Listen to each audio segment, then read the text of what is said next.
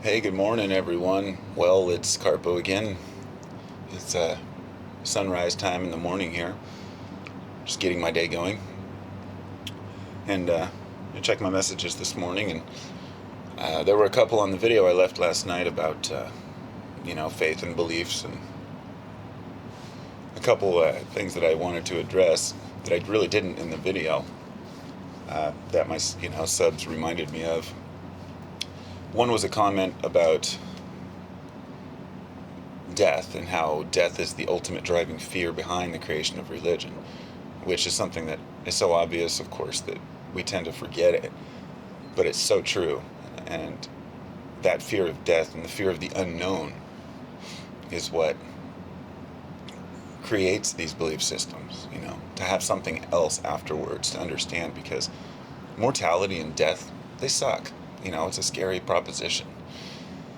And when those around us are dying, the reason why it's so upsetting is I think more of a subconscious fear that that might happen to us, or the fear that we're going to lose somebody that we need in our life. But it's very rarely the fear of the person themselves dying, because usually the people dying are,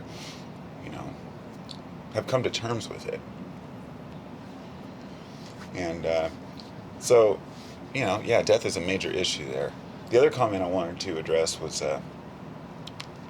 somebody who mentioned that he said his grandfather had told him that, that Christianity was the way. And when he disagreed, he said that his grandfather told him, well, you have to try it out. You have to get in the driver's seat and actually try it in order for it to work. And that really brought up some memories for me of Christians trying to convince me that they're right. And that circular argument of, well, why should I believe in Jesus as my Savior? I say because, He'll come into your heart and show you the way. He'll say, but in order to have faith, you have to have a reason to have that belief, not just blind faith. So the person will say, well, you have to ask Jesus to come into your heart. So one day, a Christian said that. So I actually went and I sat down and I was honest and I said, Jesus, come into my heart, and did all the stuff that the Christians always say to do, and nothing happened. Just as I figured it wouldn't. But then, of course, a person could say, well, you were already setting yourself up to not believe. And that's a horrible argument, or to say that you just didn't have enough faith yet. So in other words, you have to have faith by asking Jesus into your heart, but you have to have faith to believe that he answers you. So it's a very poor argument, in my opinion, and one that didn't work. So I don't even bother with that one anymore. I guess the third thing I wanted to address was how whenever I make a video where I mention a particular group, such as, like, I have some older videos mentioning Christians and Muslims. I have one about Muslims. They're just discussing the religions. And every time I make a video that's like that, there's always somebody from another religion that comes on and agrees with me wholeheartedly and says, you're right, these people are messed up.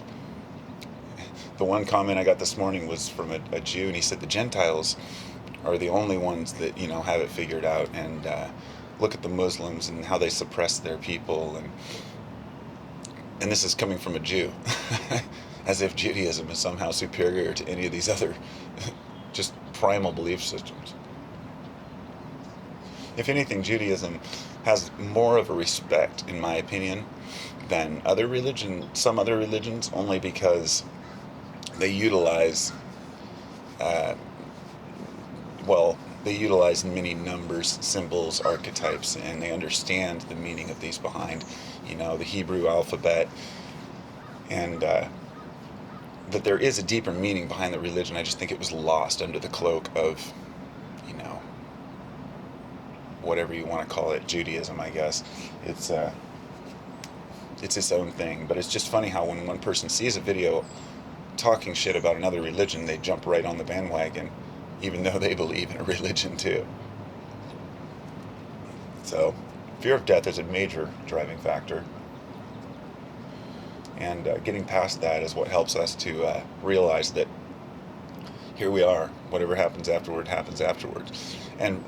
And one last note is, when Christians are confronted with the idea that, well, I'm just going to live my life and be the best person I can, and if so be it, if I go to, if I die and I don't go to heaven.